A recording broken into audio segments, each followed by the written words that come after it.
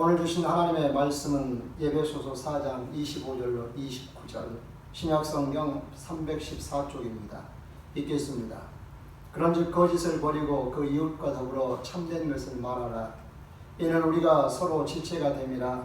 분을 내어도 죄를 짓지 말며 해가 지도록 분을 품지 말고 마귀에게 틈을 주지 말라. 도둑질하는 자는 다시 도둑질하지 말고 돌이켜 가난한 자에게 구제할 수 있도록 자기 손으로 수고하여 선한 일을 하라.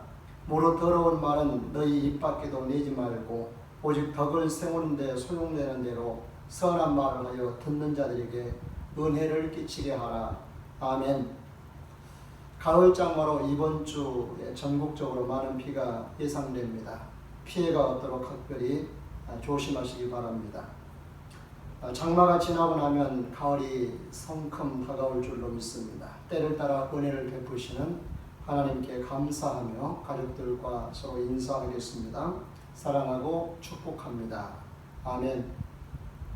지난주에 사람이 사는 곳은 항상 경쟁과 대립과 다툼이 있다는 말씀을 드렸습니다. 그것이 선의의 경쟁이든 아니면 뺏고 빼앗기던 싸움이든 죽고 죽이는 전쟁이 되었던 인류 역사 이래로 지금까지 이 싸움은 끊이지 않고 있습니다. 이는 영적으로도 마찬가지입니다. 인류의 싸움은 영적인 싸움에서부터 시작되었습니다. 인류의 조상 아담과 하와가 영적인 싸움에서 사탄이 부리는 뱀에게 지면서 그 후로 인류도 전쟁의 역사가 된 것입니다. 인류 역사에서 최초의 싸움은 아담의 아들 가인이 동생 아벨을 미워하여 죽인 일입니다. 영적인 싸움이 인류의 싸움으로 이어졌습니다. 영적 싸움에서 지지 말고 이겨야 하는 이유는 영이 살고 죽는 문제, 곧 천국과 지옥으로 갈리는 문제입니다. 다음은 앞에서도 말씀을 드렸듯이 영적인 싸움에서 지게 되니 가정도, 부부도, 부모 자녀 간에도, 형제 간에도, 개인의 삶도, 정신, 육체적인 건강도, 경제적인 삶도 다 영향을 받아 어려워졌습니다. 그러므로 영적인 싸움은 반드시 이겨야 합니다. 그래서 사도 바울은 우리의 싸움은 혈과 육, 곧 사람과 싸우고 환경과 싸우는 것 같지만 궁극적으로는 통치자들과 권세들과 이 어둠의 세상 주관자들과 악한 영들을 상대해서 싸우는 것이라고 정의했습니다. 이 말은 사탄은 하나님의 사람과 상대해서 싸울 때 세상의 모든 것을 다 도구로 이용해서 우리를 상대한다는 말이기도 합니다. 아담과 하와를 꼬드길 때는 누구를 이용했습니까? 간교한 뱀을 이용했습니다. 예수님 시대는 마귀가 예수님의 제자인 가롯 유다까지도 이용해서 예수님을 팔게 했고 유대교 지도자들을 이용해서 예수를 십자가에 못 박아 죽였습니다. 나머지 제자들도 이용하려다가 예수님께서 기도하는 바람에 실패했습니다. 또한 하늘에 있는 악한 영인 귀신들이 사람 안에 들어와서 말을 잘 들으면 복을 준다 거짓말하고 말을 안 들으면 저주받는다고 겁박해서 사람들을 종으로 부리게 됩니다. 제사를 받기도 하고 나쁜 중독에 빠지게 하고 죄를 짓게 하고 어떤 경우에는 정신을 혼미하게 해서 정신질환자가 되게 하기도 합니다. 귀신에 사로잡히면 제정신으로 살지 못하지요. 삶이 완전히 망가지는 것입니다. 본인뿐 아니라 가족들까지도 다 망가지게 만듭니다.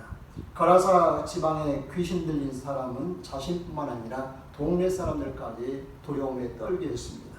초대교회는 하나님을 대적하는 세상 정치 세력과 종교 세력에 의해서 교회와 하나님의 백성들을 무너뜨리려고 했습니다.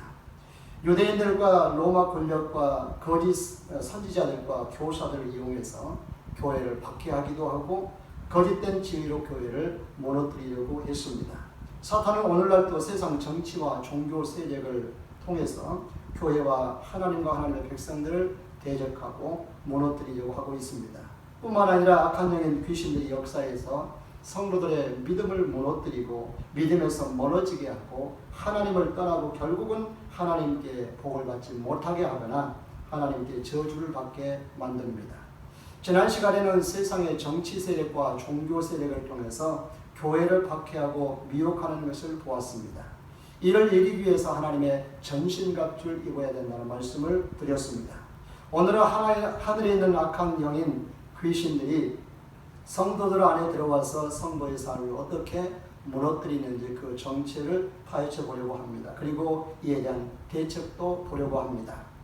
우리나라의 전통 종교는 미신신앙과 무속신앙입니다. 각종 신들에게 제사하고 그 신에게 복을 받거나 신의 노여움을 풀려고 할 때 무당이나 박수를 통해서 이를 해결하려고 했습니다. 집안의 중요한 대사를 앞두거나 우환이 생기면 무당을 찾아가서 점을 보거나 무당이나 박수를 데려다가 구술했습니다. 제가 어렸을 때 우리 집에도 우환이 많았습니다. 그럴 때마다 부모님은 무당을 불러다가 빌기도 하고 구술하는 것을 보았습니다. 어려서 무당을 단골레라고 불렀는데 우리 집에는 이 단골레가 정기적으로 찾아와서 빌어주고 곡식을 얻어가는 것을 보았습니다. 어릴 때는 귀신 얘기도 많이 듣고 자랐습니다. 우리나라의 신앙과 문화의 특성상 귀신과 연결지어지는 일들이 많았습니다. 동네 어느 곳에 골목길 누구네 집 모퉁이에 귀신이 난다더라. 동네 어르신들 중에 목포에 갔다가 술 취해 밤늦게 돌아오는 길에 바닷가에서 도깨비를 만나서 씨름했는데 다음날 가서 보니 몽당 빗자루였다. 이런 얘기들이 많이 있었습니다. 당시는 전기도 들어오지 않아 저녁이 되면 온 동네가 암흑천지였습니다. 근데 저녁에 심부름을 가야 될 때가 있습니다. 그러면 귀신 나온다고 하는 그 집 근처에 가는 오금이 되었습니다. 얼마나 무서웠는지 모릅니다. 귀신에 많이 사로잡혀서 살았습니다. 전에는 전기도 없고 밤은 온통 캄캄했습니다. 밤에 귀신들이 활동하기 좋은 환경이었습니다. 시대적으로도 어둡고 사람들도 무지할 때라 귀신들이 드러내놓고 사람들 안에서 주인 노릇을 했습니다. 먼저 죽은 조상을 빙자해서 어른 노릇을 하면서 제사를 받았습니다. 사람들의 정신과 삶을 지배했습니다. 때로는 질병으로 괴롭혔고 사고나 사업에 실패를 하게 해서 귀신에 매이게 했습니다. 앞에서도 말씀을 드렸듯이 우환이 될 때마다 무당이나 박수를 데려다가 귀신에게 싹싹 빌고 달래게 했습니다. 이때 귀신들은 먼저 죽은 조상들을 흉내내면서 마치 아버지인 것처럼 어머니인 것처럼 할아버지 할머니인 것처럼 행세를 했습니다. 제사를 정성껏 안 지내거나 그러면 불효한다고 나무라기도 하고 정성껏 제사를 잘 지내면 복을 주겠다고 하기도 하면서 사람들을 가지고 놀았습니다. 그런데 어느 순간 세상이 달라졌습니다. 동네에 전기가 들어와서 동네 가로등이 켜지고 밤에도 대낮같이 밝아졌습니다. 교회가 들어와서 십자가가 세워졌습니다. 버스가 들어와서 늦게 술 먹고 도깨비 만나는 일도 없어졌습니다. 새마을운동을 하면서 음침했던 마을 환경으로 새롭게 바뀌었습니다. 의술이 발달하고 의료보험이 생기면서 아픈 병원까지 무당을 찾아가지 않았습니다. 과학기술이 발달해서 미신은 과학이 아니라고 무시했습니다. 교회가 들어오면서 귀신의 존재에 대해서 무서워하기는 그냥 오히려 대적하여 쫓아내는 그런 시대가 되었습니다. 귀신 얘기해주던 할아버지 할머니들이 다 돌아가시고 나자 귀신 얘기가 쏙 들어갔습니다. 지금은 이런 얘기는 책이나 영화에서나 듣고 볼 수가 있습니다. 그렇다면 지금은 귀신이 없는 시대일까요?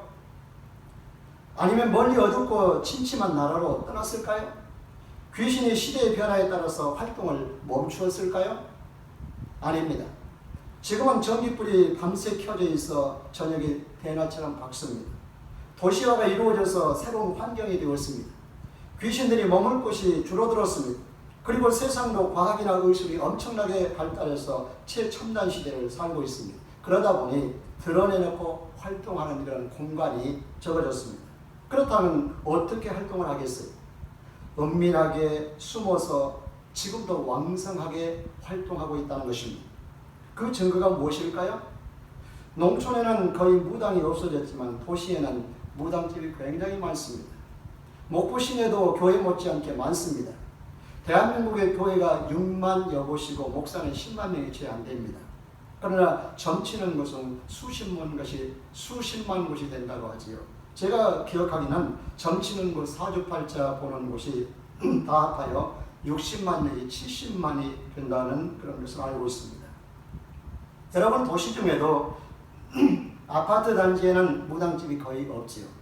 그러나 구도심 오래된 동네 허술한 집들이 많은 지역에는 아직도 많은 무당집들이 자리하고 있습니다. 뿐만 아니라 우리나라 국민의 70% 이상은 지금도 조상이나 각종 미신들에게 제사를 지내고 있기 때문에 그들의 몸과 집과 삶의 곳곳에 숨어들어 있습니다. 이런 증거들로 볼 때 귀신들은 지금도 옛날 못지않게 왕성하게 활동하고 있다는 것이지요. 성경을 보니 사탄, 마귀, 귀신의 활동이 왕성했음을 알 수 있습니다. 지난 시간에도 말씀을 드렸듯이 성경의 역사는 영적 싸움의 역사라고 했습니다. 성경은 과거 일만 얘기하는 것이 아니지요. 과거도 현재도 미래에 대한 영적인 일을 다 말하고 있습니다. 그 말은 지금도 악한 영은 예나 지금이나 변함없이 왕성하게 활동하고 있다는 것을 말하고 있는 것입니다. 오늘은 성경에서 말하는 사탄과 마귀, 귀신들의 정체를 알아보고 그들이 오늘날도 어떻게 역사하는지, 그리고 과연 사탄이나 마귀 그리고 귀신들은 예수 믿는 성도 근처에는 얼씬도 못하는지 아니면 지금도 찾아와서 괴롭히는지에 대해서 보려고 합니다. 사탄은 언제부터 생겼으며 그 정체가 무엇일까요? 사탄은 원수 또는 대적자라고 불리기도 합니다. 이사야서 14장 12절로 15절을 보면 이사야 선지자가 남유다를 멸망시키게 될 바벨론도 결국은 그 교만 때문에 멸망당하게 될 것이라는 예언을 한 내용입니다. 바벨론이 교만하여 멸망하게 되는데 하늘에서 있었던 하나의 별을 예로 들어서 설명을 해줍니다. 그 별은 바로 아침까지 밝게 빛나는 아침의 아들이라고 불리는 새벽별, 곧 오늘로 얘기하면 금성이 되겠지요. 성경에는 계명성이라고 기록되어 있습니다. 이 별이 하늘에서 떨어졌으며 땅에 찍혔다고 말합니다. 왜 그런가 13절, 14절에 그 이유가 나오는데 같이 읽어보죠. 이사야서 14장 13, 14절입니다. 같이 읽습니다. 내가 내 마음에 이르기를 내가 하늘에 올라 하나님의 묵별 위에 내 자리를 높이리라. 내가 북극 지폐의 산 위에 앉으리라. 가장 높은 구름 위에 올라가 지극히 높은 이와 같아지리라 하는도다. 아멘. 새벽별 곧 계명성이 아침까지 빛나다 보니 교만해졌습니다. 그래서 하나님의 묵별 위에 자기의 자리를 높이겠다고 합니다. 가장 높은 곳에 올라가 지극히 높은 이와 같아지리라고까지 합니다. 그렇게 교만하게 굴다가 12절과 15절에 보면 어떻게 되었다고요? 하늘에서 땅에 떨어져 곤두박질 쳐졌고 결국은 수월 곧 구덩이 맨 밑에 떨어지게 될 것이라고 말하고 있습니다. 그렇다면 이 말은 실제 하늘에 있는 별들의 이야기일까요? 아니지요. 이 얘기는 하나님과 그 주위에 있는 천사들의 이야기입니다. 하나님은 하늘에서 지극히 높으신 분이잖아요. 천사들은 하나님께 수종드는 자들이었습니다.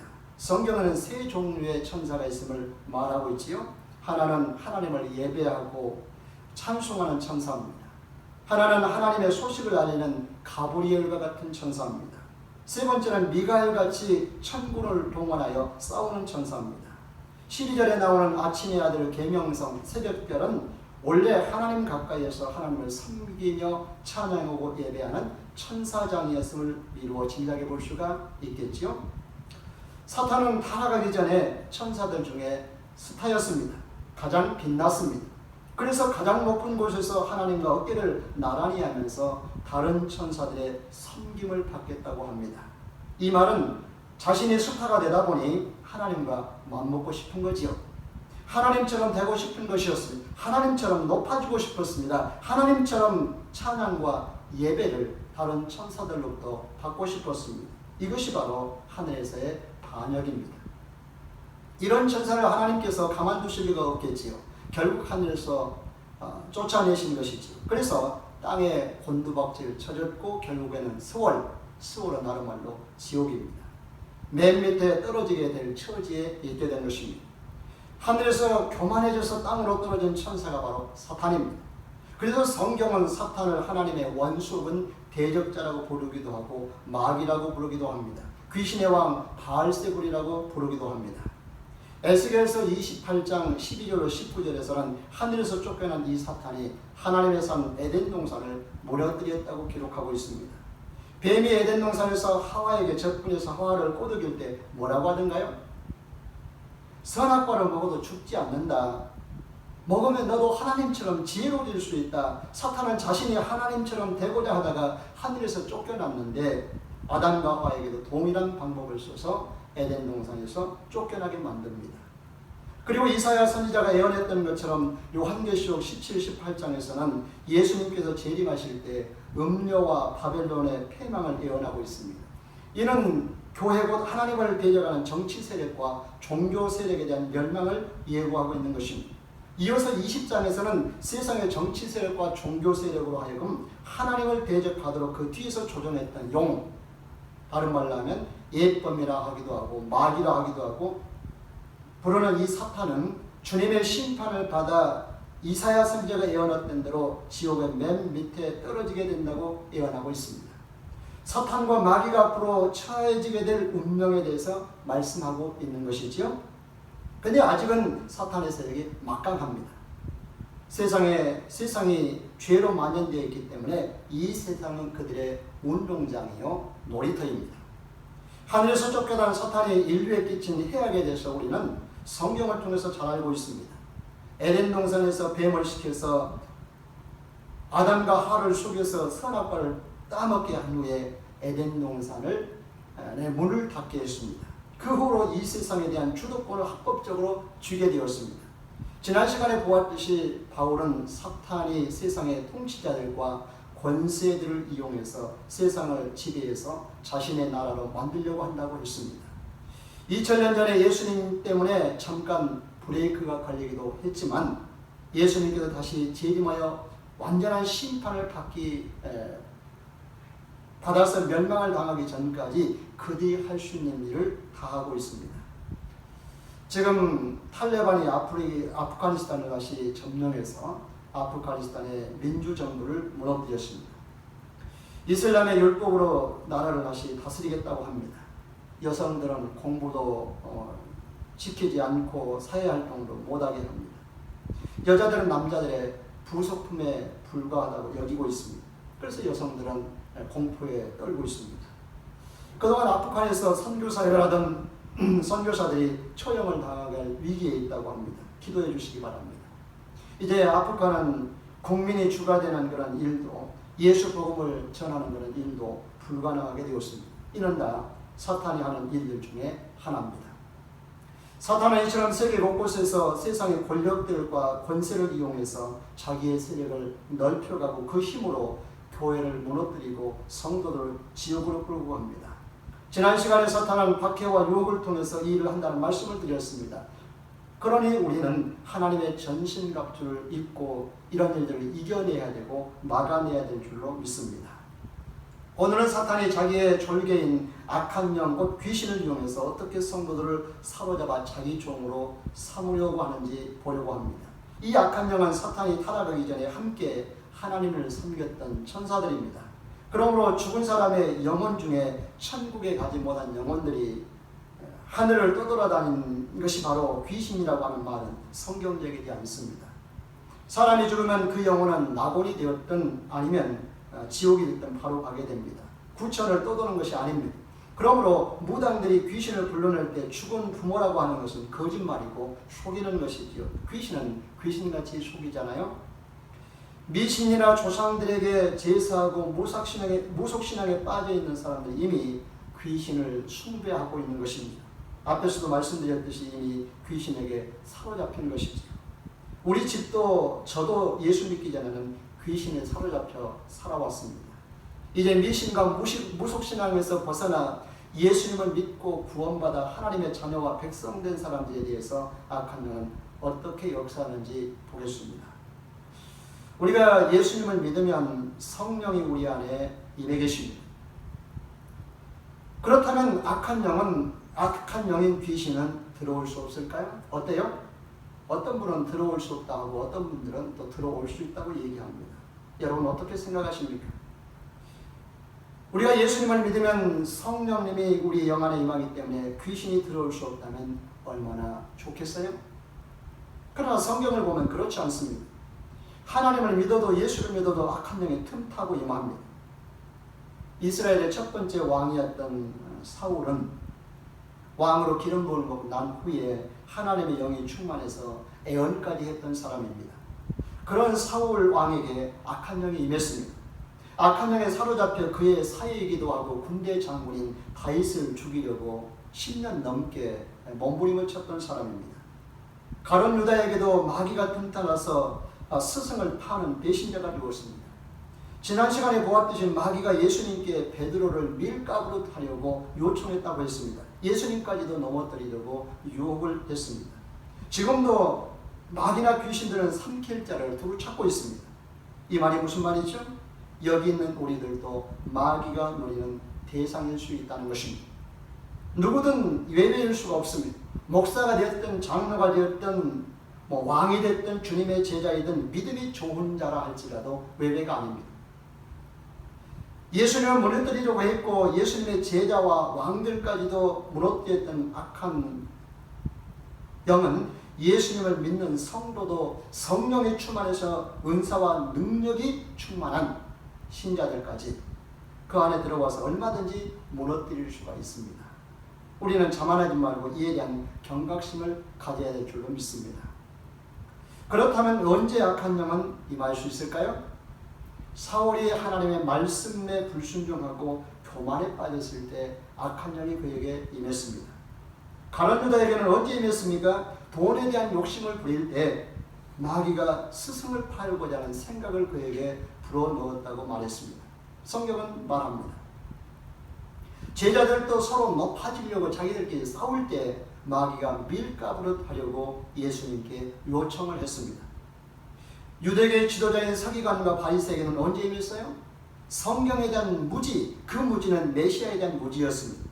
그리고 하나님에 대한 잘못된 열심을 가지고 교회를 박해할 때 이런 것들 때문에 악한 영에게 놀아난 것이지.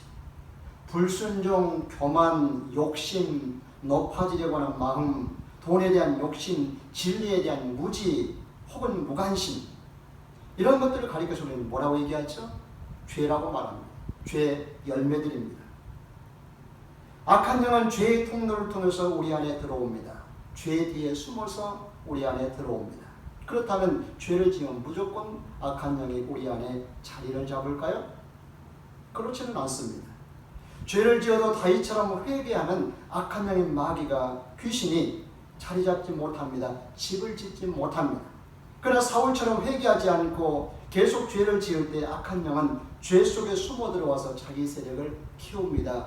죄가 거듭될수록 죄가 커질수록 악한 영의 죄와 악을 먹고 자라서 힘이 강해집니다.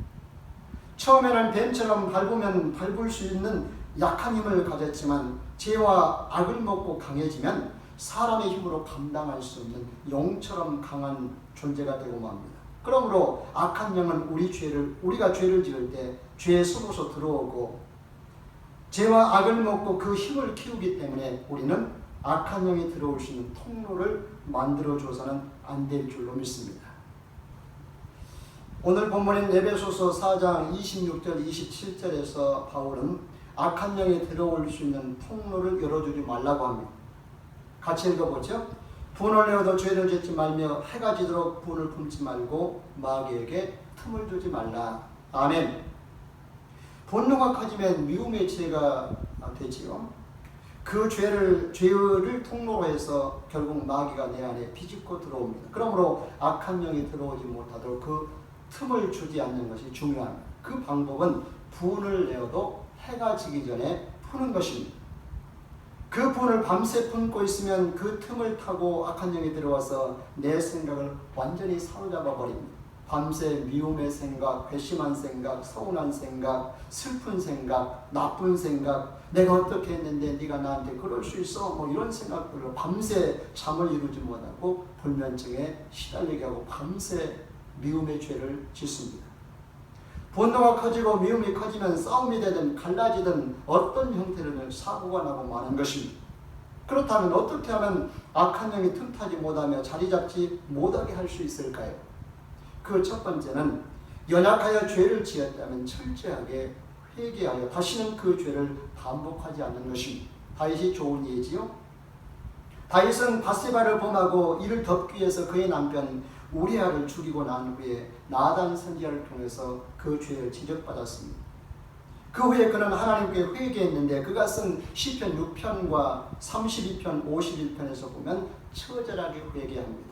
눈물로 침상을 띄울 정도였고 눈물이 진액이 될 정도였다고 고백하고 있습니다. 이런데 귀신이 다윗 안에 자리 잡고 앉아서 다시 죄를 짓게 할 수 있었겠어요? 그럴 수가 없었겠지요?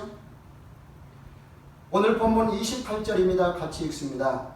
도둑질하는 자는 다시 도둑질하지 말고 돌이켜 가난한 자에게 구제할 수 있도록 자기 손으로 수고하여 선한 일을 하라. 아멘.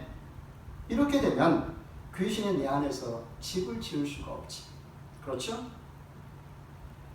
다음으로 내게 분노와 상처를 준 사람이 있다면 주님의 마음으로 용서하는 것입니다.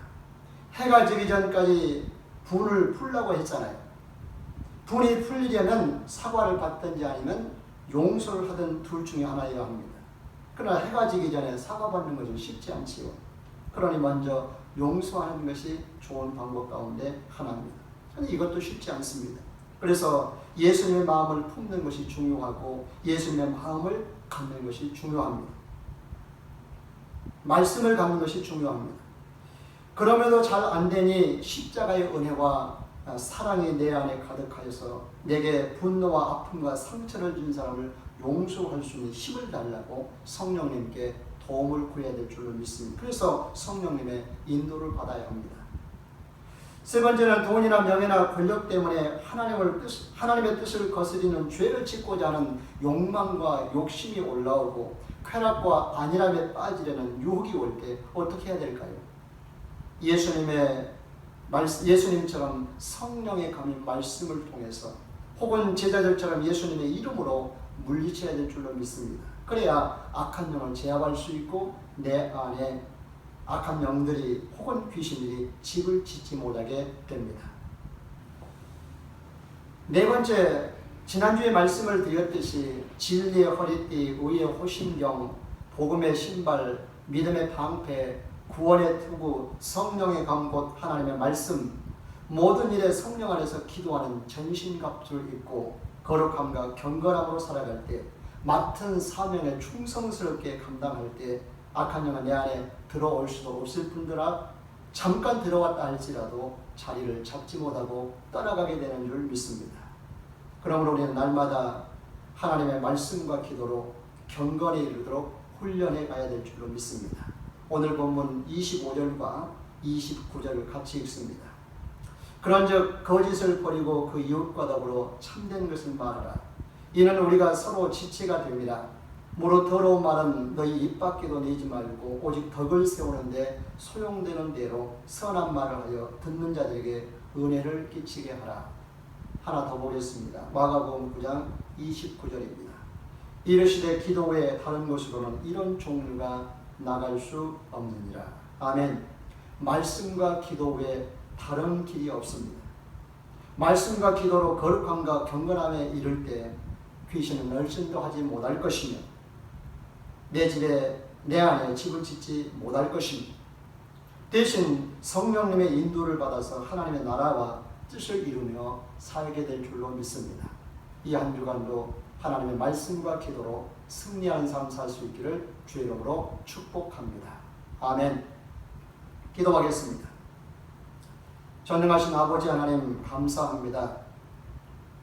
오늘 우리에게 말씀을 주시니 감사합니다. 기도할 수 있게 하시니 감사합니다. 예배로 나오게 하시니 감사합니다. 오 하나님, 우리가 영적인 싸움에서 지지 않고 늘 이길 수 있도록 영력을 더해 주시옵소서. 기도와 말씀으로 늘 승리할 수 있도록 도와주시옵소서. 우리가 연약해서 넘어질 때 있지만 그럼에도 불구하고 말씀과 기도를 통해서 다시 일어서고 그리고 승리할 수 있도록, 그래서 이 세상 살아가면서 하나님의 나라와 뜻을 이루며 살 수 있도록 축복하옵소서. 악한 영들에게 사로잡혀서 혼미함과 정신없이 우리의 삶에 실패하는 일이 없도록 도와주시옵소서. 예수님의 이름으로 기도하옵나이다. 아멘.